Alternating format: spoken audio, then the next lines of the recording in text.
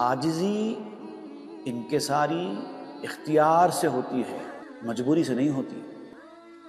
उसकी मैं आपको एक और मिसाल देता हूँ बात को अच्छी तरह समझने के लिए, कि एक बहुत अमीर आदमी है या बादशाह है या बहुत इज्जतदार आदमी है, अगर वो सड़क के किसी किनारे बोरिया बिछाकर बैठ जाए आम लोगों की तरह, तो उसको आजिज़ी कहा जाएगा कि नहीं कहा जाएगा?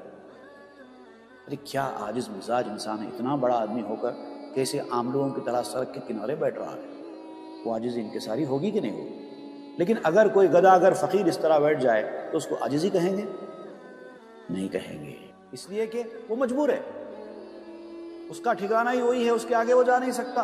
तो जो आदमी आगे जा सकता है वो पीछे आए तो वो आजिज़ी है, जो उसका मुखामी पीछे है तो वो बैठेंगे तो आजिज़ी क्या है?